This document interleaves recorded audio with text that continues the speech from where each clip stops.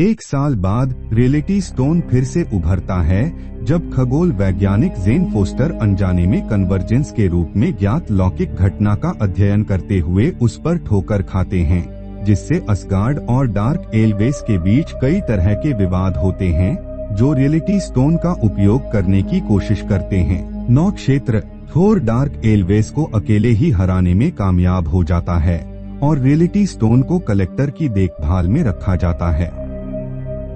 साथ ही इस समय के दौरान पावर स्टोन पर थानोस संघर्ष के लिए और उसके खिलाफ काम करने वाले विभिन्न अंतरिक्ष दल, विदेशी प्रकोपों का एक छोटा कैडर, गैलेक्सी के संरक्षक थानोस और उसके सहयोगियों को नोवा साम्राज्य की राजधानी दुनिया संदर पर अपने षड्यंत्रकारियों से लड़कर और मारकर पत्थर प्राप्त करने से रोकने का प्रबंधन करते हैं। कवच बाद में नष्ट हो जाता है जब हाइड्रा की घुसपैठ को प्रकाश में लाया जाता है और एवेंजर्स को स्वतंत्र रूप से हाइड्रा के खिलाफ काम करने के लिए छोड़ दिया जाता है।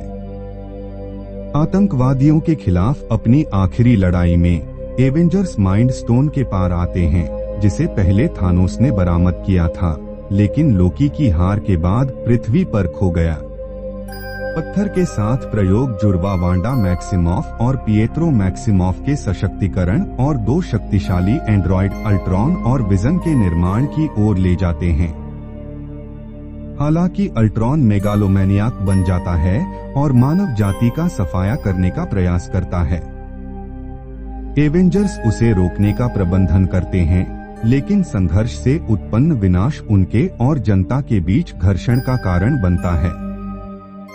एवेंजर्स की गतिविधियों को विनियमित करने के लिए दस्तावेजों का एक सेट सोकोविया समझौते के निर्माण के साथ यह असंतोष बढ़ गया।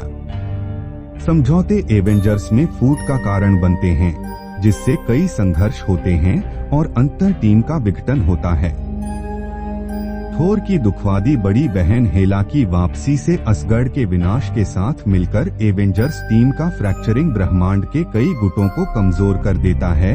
जब थानोस अंततः इन्फिनिटी स्टोन्स को प्राप्त करने के लिए बाहर निकलता है, जब वह पावर स्टोन लेता है तो संदर को मिटा दिया जाता है और वह एसगर्ड के पतन के बचे लोगों से स्पेस स्टोन प्राप्त कर लेता है। थानोस अपने बच्चों को टाइम और माइंड स्टोन्स खोजने के लिए पृथ्वी पर भेजता है, फिर कलेक्टर से रियलिटी स्टोन लेने के लिए नोहेर जाता है और गमोरा को पकड़ लेता है, यह जानकर कि उसे वर्मिर पर सोल स्टोन मिला है, जहां इसे रेड स्कल द्वारा रखा गया है जो घायल हो गया था। वहां स्पेस स्टोन को छूने के बाद रोते हुए थानोस सोल स्टोन प्राप्त करने के लिए गमोरा की बलि देता है और टाइटन के अपने ग्रह पर लौटता है, उम्मीद करता है कि उसके बच्चों के पास उसके लिए टाइम और माइंड स्टोन्स होंगे। केवल doctor strange, iron man, Spiderman, star Lord, grex the का सामना करने के लिए टाइम स्टोन के लिए एक लड़ाई में विध्वंसक मंटिस और नेबुला, जबकि वाकांडा में माइंड स्टोन के लिए एक और लड़ाई छिड़ी हुई है। टाइटन पर लड़ाई स्टार्क के जीवन को बचाने के लिए थानोस को टाइम स्टोन देने के साथ समाप्त होती है। हालांकि स्कारलेट विच थानोस को माइंड स्टोन प्राप्त करने से रोकने के लिए विजन को नष्ट कर देता है। थानोस विजन के विनाश को उलटने के लिए टाइम स्टोन का उपयोग करता है और अपने सभी 6 पत्थरों के संग्रह को पूरा करने के लिए माइंड स्टोन को अपने सिर से चीरता है।